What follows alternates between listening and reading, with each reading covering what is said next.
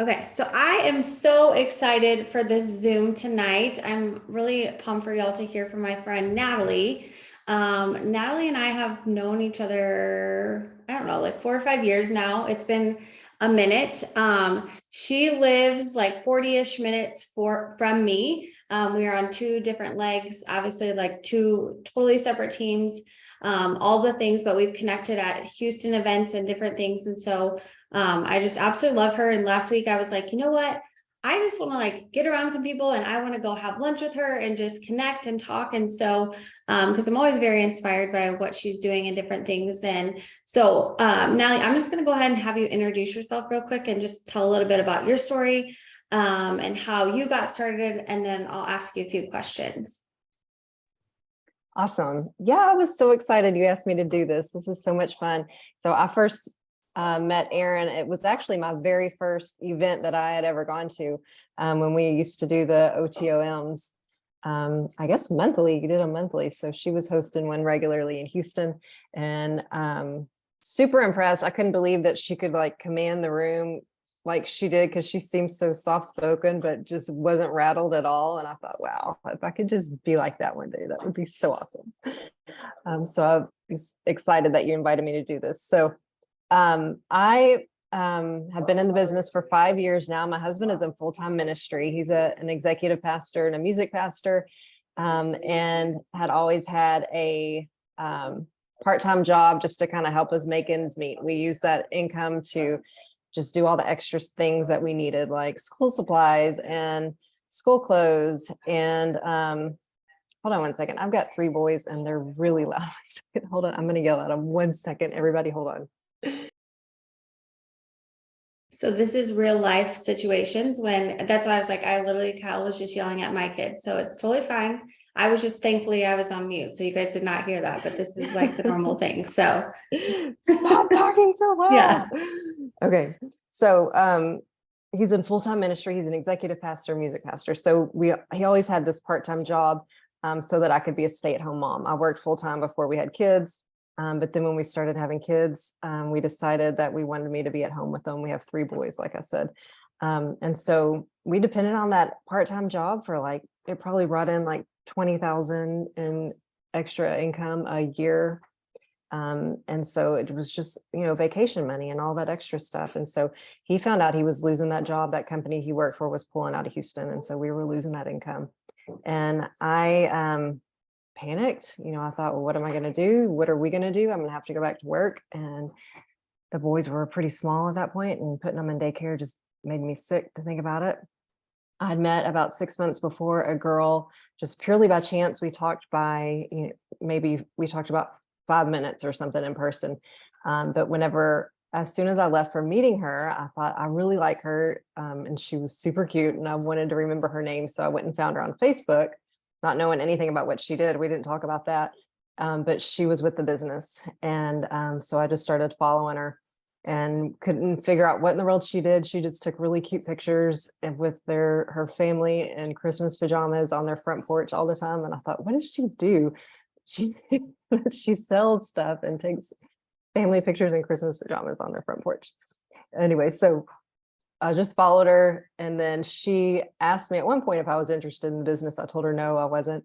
And then when we found out we were losing that job, she messaged me like that next day. I think it was purely God, and asked me, okay, I know you've told me once before, but would you be interested in making some extra money now? And I was like, you know what? Yes, I need to start like yesterday.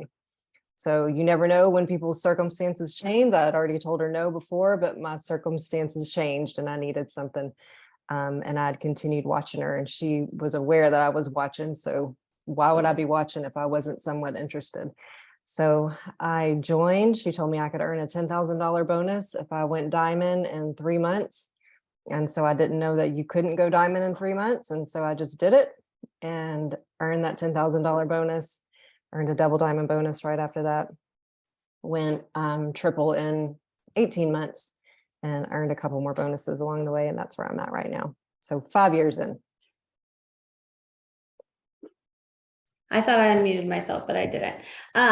No, I love that, because I think, even when we were eating lunch and, chatting about all the things last week, one thing that was just amazing to me. And I was like, oh my God, you did this. Like, y'all know that we have amazing bonuses on the line right now. And so Natalie just earned and qualified and locked it in for her reload bonus and different things. And so if you have been in the business for a little bit and maybe you felt like, hey, like I'm counting myself out, or it seems too far away, or I'm not sure how I can earn these things, like what would you say to that person? Because there's going to be people that are brand new on this Zoom. And so we'll talk about some of the strategies as far as like what you do with some new distributors that we talked about. But, what would you say to that person that maybe they're, we're towards the beginning of March.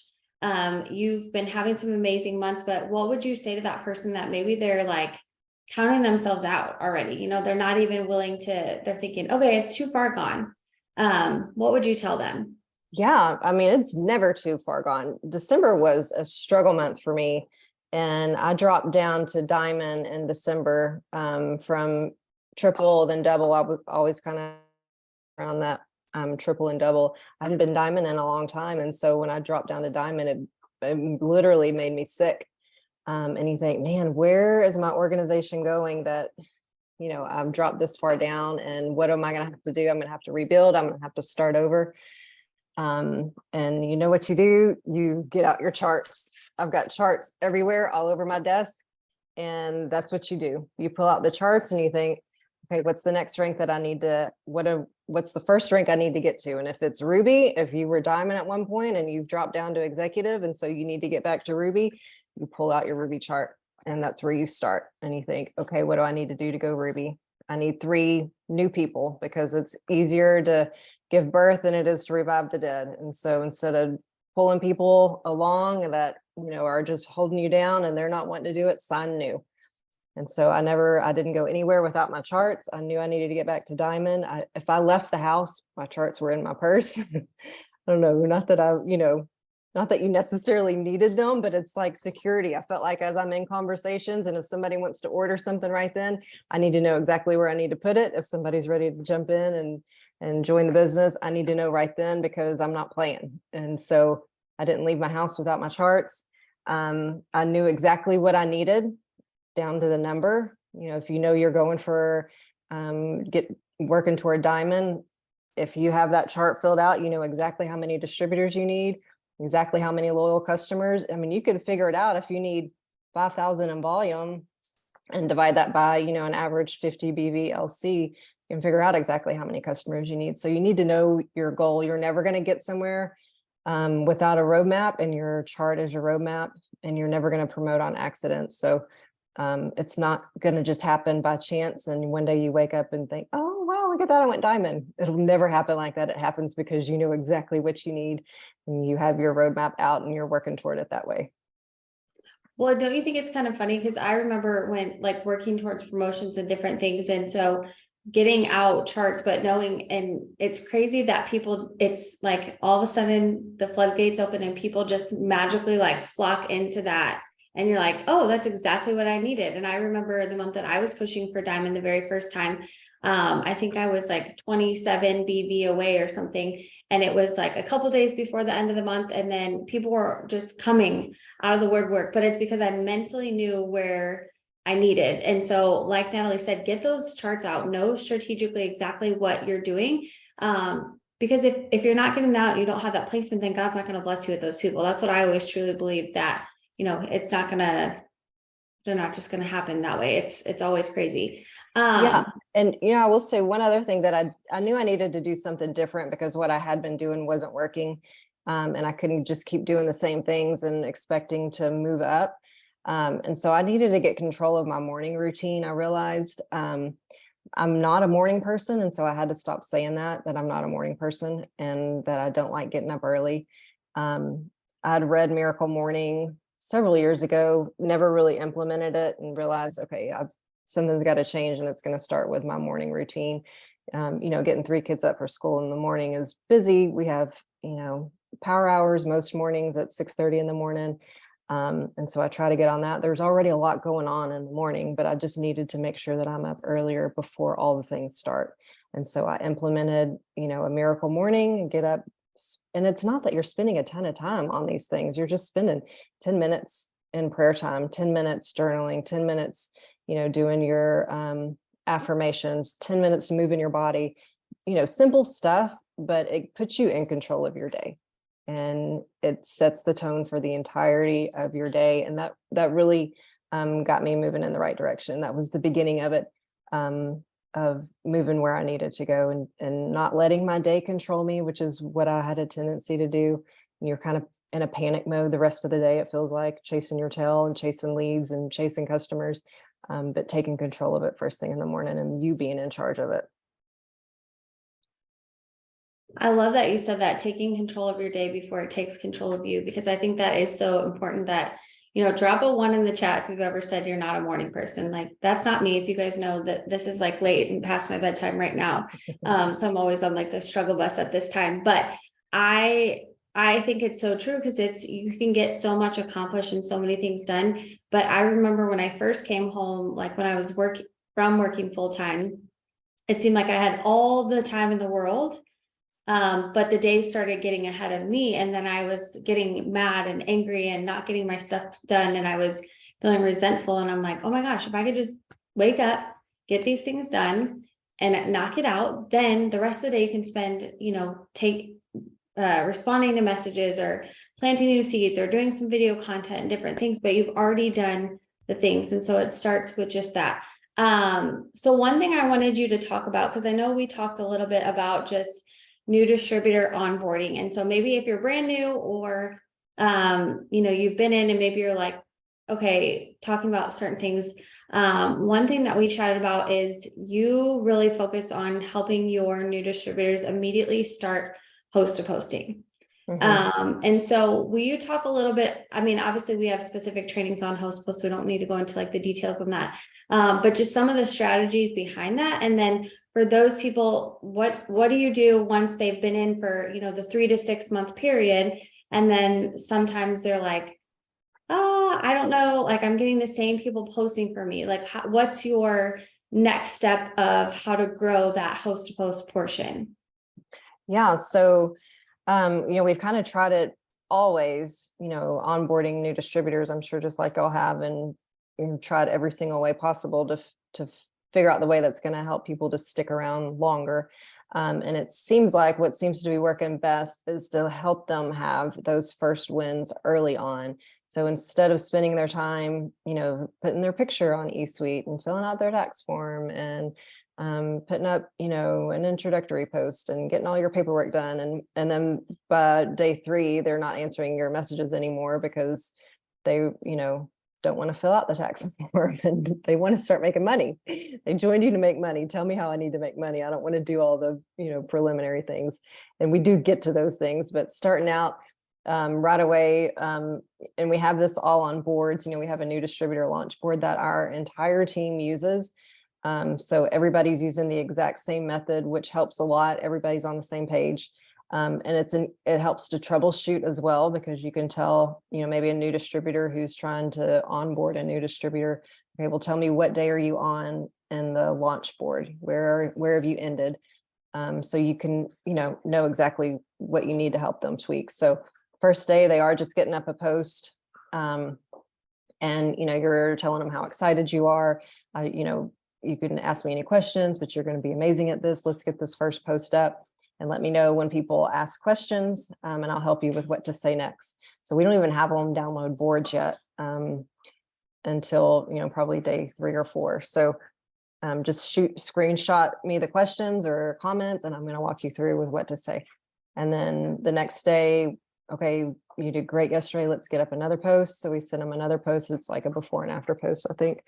And today I want you to be thinking about some people that could do this business with you, and some people who might be interested in trying out some products. So we get them thinking about that chicken noodle soup list, and writing a few names down. And then I'll send them a message that day that they can send those people who might be interested in trying out a product. And then day 3. And so I'm also telling them, screenshot any questions that they have as you're going back and forth and messaging. And so I'm helping them with exactly what to say. And then on day 3 is whenever we introduce host to post. And so we start with a giveaway post up on their wall. Something that's going to get a lot of comments, like my friend's having a baby, what was your, and wants an old fashioned name, whatever that post is, one of those that get a lot of comments. Have them put that up, and I'll just say, walk them through step by step. Okay, as people comment back that you're going to send them a message. And it's all, we have it all laid out in boards, but just step by step exactly what they have to do. And then I'm telling them exactly what they need to say. So that seems to be the most effective for getting them quick wins, because they're signing customers pretty quickly within their first like 2 or 3 days. At least, 1 or 2 customers. So they're excited. You know how it feels when you first sign that first customer. You're on cloud 9. And so that's what we want. We want them to feel that excitement early on, because when weeks go by and they still haven't signed a customer, it's not as likely that they're going to stick around. So get them signing customers as quickly as possible. And then what was your second question? So, okay. So then now we've kind of talked through like the newbie portion of host to post and the strategies behind that. But let's say for those people, because obviously we've been doing host to post for a hot minute. For those people that maybe they're like, okay, I have the same people commenting, like, how are you getting new people interacting on your host to post? Host to post 2.0. Do y'all do that? That is like a game changer for getting new people into your network. So put up a giveaway post on my wall. And then as people comment, I message the commenters and ask them to put up a giveaway post on their wall. And so their network is commenting that they want an entry into the giveaway drawing that we're doing. And so I message all those people on that second round and ask them to post for the gummies for me, or the Slimmer, whatever product is that I'm doing host to post for. But I put up a giveaway post on my wall, the people comment, and then I have them put up a giveaway post on their wall. And then that's a good way to get, especially new distributors too, that's a good way to get them, help them to grow their network quickly. But if I find that I'm getting the same people commenting on my same host to post all the time, I'm messaging the same people all the time, asking them to post for me. A good way to mix it up and mix up your network is to start working host to post 2.0. And then also having my friends list printed out has been a big help. Instead of just green light messaging or opening up my friends list in Facebook, but having it actually printed out. And it's a bunch of pages, but getting it down to like 4 columns front and back, it's still probably 50 pages, I bet.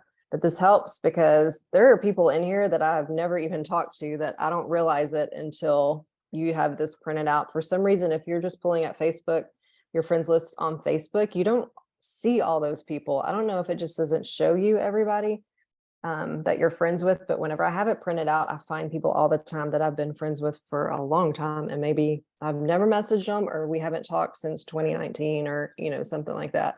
But having this printed out and being able to go exactly to the spot that I left off makes a really big difference for getting new and fresh people to post for me. But the biggest thing is doing host to post 2.0, I think.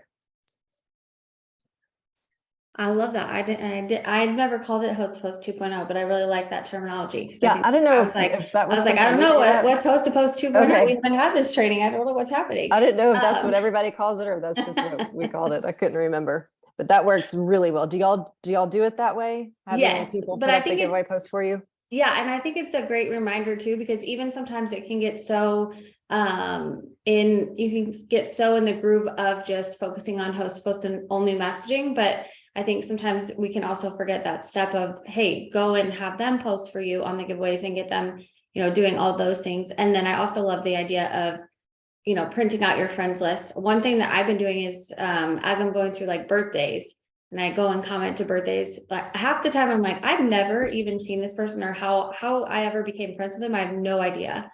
And so that's been an eye-opening thing as well. Okay. So the other day when we were at lunch and we were talking, this will be a little bit geared towards mindset, but you were like, I'm ready to go prez.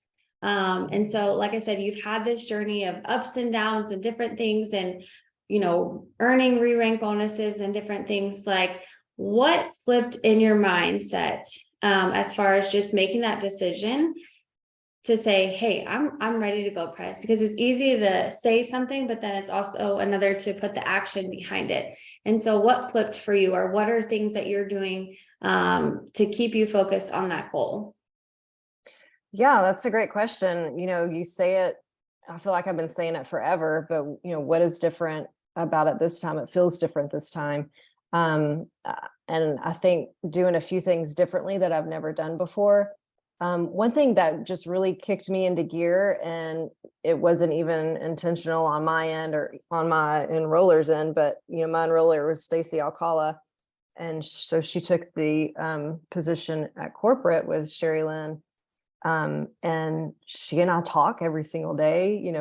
We work together closely every single day. And then all of a sudden she's gone, all of a sudden she wasn't there. And so it really took away a crutch. I feel like, I leaned on her a lot. And all of a sudden when you don't have that person, that crutch, you realize, well, shoot, I've got to step up my game. And this is probably the kick in the butt that I've been needing to get myself in gear and to wake myself up. So realizing that I needed to kick it into gear, and it was time for me to make some changes. So the first thing I did was change up my morning routine. Like I said, take control of that, take control of my mindset. If you're not doing self-development every single day, then you're really missing out on a huge part of getting your mind ready. And and not just, so I would do my daily devotion every day. I never really faltered on that, which is super important. But the other part, you're growing your mind spiritually, but you also need to be growing your mind professionally, grow abilities. So don't just depend on, I'm getting my daily devotion in, or I'm listening to a sermon, or, something like that. But you need to be working on your mindset, your leadership abilities. Are you doing everything you can to be growing your team, and learning from other people? So I think it's a two-edged sword. You're working on both of those things in self-development, but self-development is huge. And that's one thing that I was neglecting, was working on, there's so many good books out there on leadership and like millionaire mindset, and thinking, do you deserve it? Do I deserve to be able to go pres and make that kind of money? And you have to get to that point where I had to get to the point where I wasn't, that you're sick of where you are. If you're not sick of where you are and sick of the amount of money that you're making, then you're probably going to stay making that same amount of money all the time. But you have to get to that point where I'm not going to tolerate it anymore. I'm not going to tolerate triple anymore. I'm past that, and I'm moving on to pres. And unless you get to that mindset of I'm not standing for it anymore, I'm not going to tolerate it anymore, then you're probably going to stay stuck there. And it took self-development to help me to get to that point. So I would say morning routine, taking control of that, taking control of my mindset, those were all huge and helping me see that I can get to that next step. Yes, so good. And I think it is so true, because it's easy for me to be like, oh, I've journaled and I've done my devotion, like that counts as self-development. But really, it's like you said, focusing on the leadership pieces and the other factors that go into it, or even just plugging into a training, learning something new, Huge. something else it's another tool in your toolbox that you can use for later on. And so I think that that's such a great reminder. Okay, so last question real quick. We have a lot of, I feel like, drop a 2 in the chat if you're a mom, or somebody's mom, and all the things. Like you said, you have 3 boys. They're busy in sports and activities and all the things, like talking from like high schooler to 2nd grade, Eli, right? Mhm. 2nd grade. First grade. So, oh, you said 1st grade? Oh, he's 7. That's right. I was thinking 8. Yeah.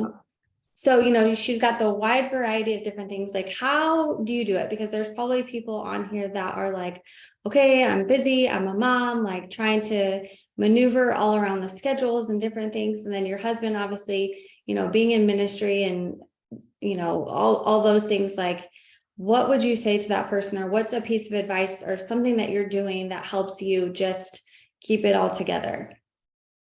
Yeah. taking the excuses out of it. Everybody's busy, everybody has a full plate, even if you're not a mom, you've got a million other things going on in your world too, and everybody can have excuses. But Sherry Lynn would always say you can either have a business or you can have excuses, but you can't have both. And so deciding what you want. And one thing that I have to have printed and in front of me is a task list. So, whatever your daily 6 list looks like, whatever that task list looks like, this is super helpful for keeping me on track and making sure that I am getting all my tasks done. Otherwise, I think, man, I've done a lot of work today. And then when I go back to look at the messages that I've sent or the new people that I've added, it's, maybe an hour worth of work, and I've been working for 6 hours. And so you think, what have I been doing with my time? I don't know. But if I am marking off my tasks that I'm doing as I'm working on, then I know at the end of the day, I can look at this and say, okay, I can go to bed at night and I know that I've gotten everything done. Plus it helps you to be able to turn it off, set your phone down and walk away and go spend time with your family for a little bit, because working from home, we all know you could do this all day long and all night long and never set your phone down. And it's so easy to do. So if you're not working off of a task list, it's easy to lose track of your time and you feel like you've been working for hours and you really haven't. But keeping that in front of me helps me to stay on my task, helps me to make sure that I'm getting everything done. But getting my 6 lists done every single day is priority. And that's how I'm able to sign customers and distributors and be one of the top enrollers on our team every single month is by making sure that I'm getting all of my tasks done every single day without an excuse. I just don't let there be any excuses. That's awesome. I love that. You can have a business or you can have excuses, but you can't have both. So one question that I always love to ask somebody, as we're wrapping this up, if you could go back, so now you've been in for 5 years. If you could go back, is there one thing or something that you would tell yourself that like you wish you would have known, or a piece of advice, or you're like, just what's that one thing, if you could change anything, or like I said, give advice, what would you tell yourself? I think the biggest thing would be,